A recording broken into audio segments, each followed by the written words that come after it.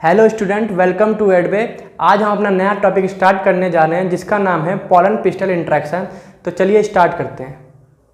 तो स्टूडेंट, जैसे कि हमारा टॉपिक का नाम है पोलन पिस्टल इंट्रैक्शन, इसमें होता क्या है, जैसे कि पोलन जो है आपका स्टिग्मा पे गिर गया, स्टिग्मा पर जैसे ही गिरा वहाँ से लेके पोलन ट्यूब की जर्नी जो होती है उसको ही बोला जाता है पोलन पिस्टल इंट्रैक्शन। तो यहाँ पे मैंने डेफिनेशन लिखी हुई है, इट इन्वॉल्व ऑल इवेंट, मतलब सारे इवेंट आफ्टर पॉलिनेशन। पॉलिनेशन के बाद जैसे कि वो स्टिग्मा है, स्टिग्मा के ऊपर पोलन जो है आपका गिर चुका है, वहाँ से लेके पोलन ट्यूब तक की जर्नी जो होती है ओव्यूल के अंदर, वो क्या कहलाती है आपकी पोलन पिस्टल इंट्रैक्शन। तो मान लो अगर पोलन जो है, पोलन क्या कर दिया, पोलन ऑन स्टिग्मा, अगर स्टिग्मा पे आ गया तो क्या क्या होगा, वो पॉसिबिलिटीज़ यहाँ पे देखते हैं। देखो इसके पास दो कंडीशंस होंगी। पहली कि वो क्या हो जाए, पोलन क्या हो जाए, एक्सेप्ट हो जाए। पोलन क्या हो जाए, पोलन एक्सेप्ट हो जाए।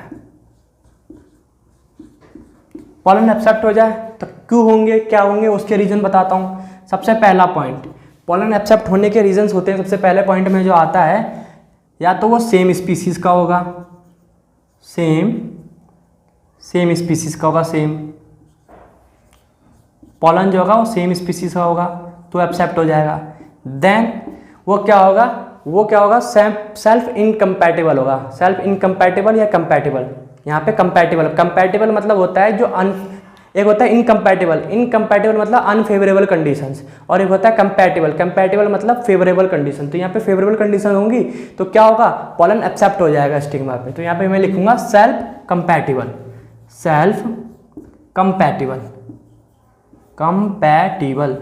कंपैटिबल मतलब क्या, कि चीज़ें उसके लिए क्या है, अनुकूल है, यानी कि फेवरेबल कंडीशंस है, तो क्या है, पोलन एक्सेप्ट हो जाएगा। ये चीज़ याद रख लेना।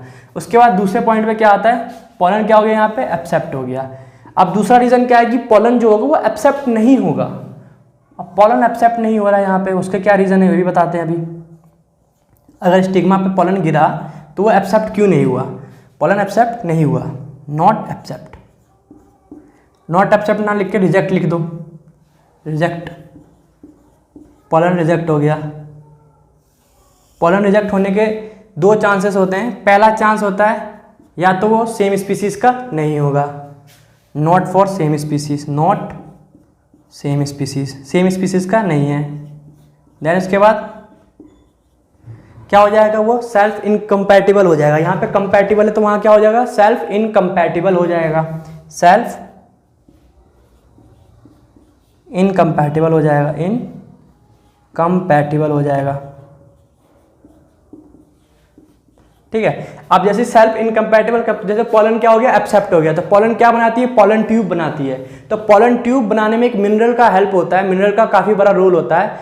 ठीक है, वो आपका स्कूल एग्जाम में क्वेश्चन पूछ सकता है 1 मार्क्स का, कि which minerals are helpful in pollen germination. ये लिख सकता हूँ मैं, क्वेश्चन लिख रहा हूँ, which mineral is helpful in किसमें, पोलन जर्मिनेशन,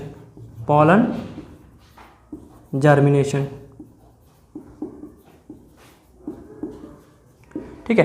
पोलन जर्मिनेशन में कौन सा मिनरल यूजफुल होता है आपका आंसर होगा यहाँ पे बोरोन जो होता है वो हेल्पफुल होता है पोलन ट्यूब बनाने में। बोरोन जो मिनरल होगा वो क्या होता है, पोलन ट्यूब बनाने में हेल्पफुल होता है। अब यहाँ पे देखो दो चीज़ हो रही है, एक्सेप्ट हो रही है पोलन की, और क्या हो रही है, रिजेक्शन हो रही है।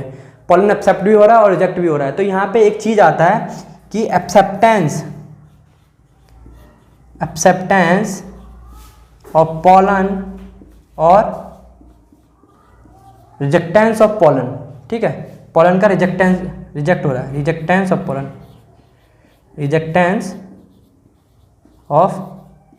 पोलन। तो ये किसकी वजह से हो रहा है, जो स्टिग्मा पे है कुछ केमिकल्स प्रेजेंट रहते हैं। तो मैं यहाँ पे लिख सकता हूँ कि एक्सेप्टेंस ऑफ पोलन और rejectance of pollen due to which chemical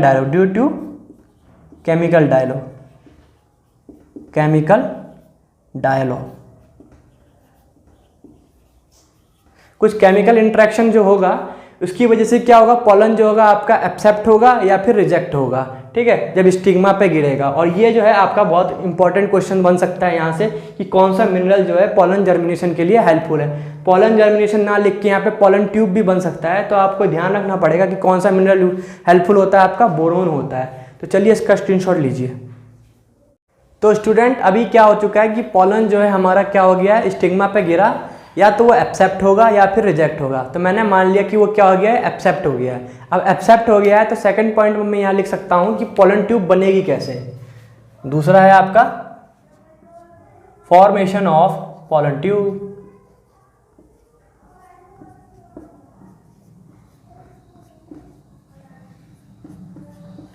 याद होगा मैंने आपको एंथ्रा का जब स्ट्रक्चर करवाया था तो पॉलन ट्यूब कहाँ से बनती है, पॉलन ट्यूब जो आपका जर्म पोर होता है वहाँ से बनती है। ठीक है, तो मैं यहाँ लिख सकता हूँ पॉलन ट्यूब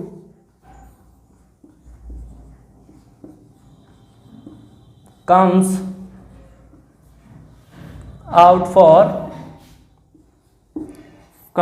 आउट फ्रॉम कहाँ से, तुम्हारा जर्म पोर से, जर्म पोर से आ जाती है पॉलन।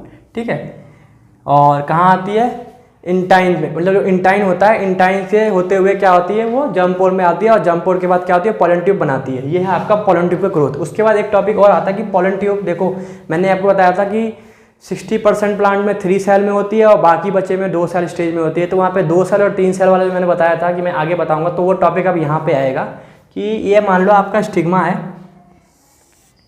क्या है ये, स्टिग्मा। ठीक, स्टिग्मा है, इस पर पॉलन आ गया, पॉलन आ चुका है, ये पॉलन है। पॉलन को मैंने क्या किया, ये ब्रॉडली दिखा रखा है मैंने, क्या कहते हैं, थोड़ा सा मैंने ब्रॉडली दिखा रखा है, थोड़ा सा और दिखाता हूँ इसको, और जूम करके दिखाता हूँ। देखो आगे जो है आपके ये वेजिटेटिव सेल चलता है, क्योंकि वेजिटेटिव के पास क्या रहता है, खाना रहता है। ये 3 सेल स्टेज की बात कर रहा हूँ मैं, 3 सेल स्टेज में अगर पॉलिनेशन हुई है, 3 सेल स्टेज में अगर पॉलिनेशन हुई है तो मैं उसकी बात कर रहा हूँ। आगे क्या है, आगे जो सेल है उसका नाम है वेजिटेटिव सेल, जिसके पास क्या होता है, खाना होता है। और पीछे जो है आपके पीछे जो 2 हैं वो क्या है, ये मेल गैमीट है। क्या है ये, मेल गैमीट है पॉलन के। अब यहाँ पे मैं 2 सेल स्टेज का दिखाता हूँ, 2 सेल स्टेज में कैसे पॉलन ट्यूब बनता है, वहाँ पे कैसे मेल गैमीट आते हैं। ये आपका स्टिग्मा बना दिया मैंने। स्टिग्मा बनाने के बाद मैंने क्या किया, यहाँ पे फिर से पॉलन बनाया, पॉलन को मैंने फिर से जूम करके दिखा दिया यहाँ पे। ठीक, इसको मैंने जूम करके दिखाया यहाँ पे। यहाँ पे एक वेजिटेटिव और 2 जनरेटिव, एक जनरेटिव है, पीछे जनरेटिव है एक। तो यहाँ होता क्या है कि यहाँ एक ही दिख रही है आपको, एक वेजिटेटिव दिख रही है और एक जनरेटिव दिख रही है, लेकिन यहाँ पे क्या है, 2 मेल गैमीट है। तो यहाँ क्या करते हैं, जनरेटिव सेल जो होता है गेट डिवाइड, क्या करता है, वो डिवाइड करता है अपने आप को, डिवाइड इनटू 2 मेल गैमीट में डिवाइड करता है। वो भी कहाँ पे, इन स्टिग्मा, कहाँ पे, स्टिग्मा के अंदर करता है। क्वेश्चन यहीं पे ही आता है, सबसे बड़ा इंपॉर्टेंट क्वेश्चन।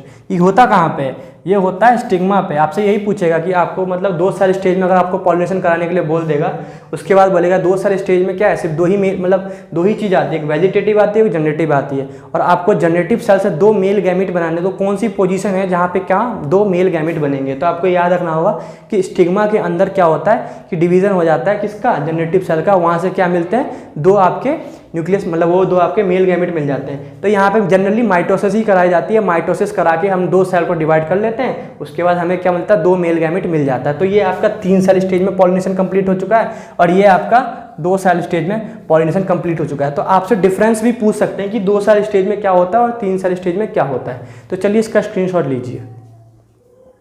तो स्टूडेंट आई होप कि आपको सारे कंसेप्ट क्लियर हुए होंगे। इसके आगे से हम नेक्स्ट लेक्चर में कंटिन्यू करेंगे। तब तक इस चैनल को ज़्यादा से ज़्यादा शेयर कीजिए और पढ़ाई करते रहिए। Thank you so much.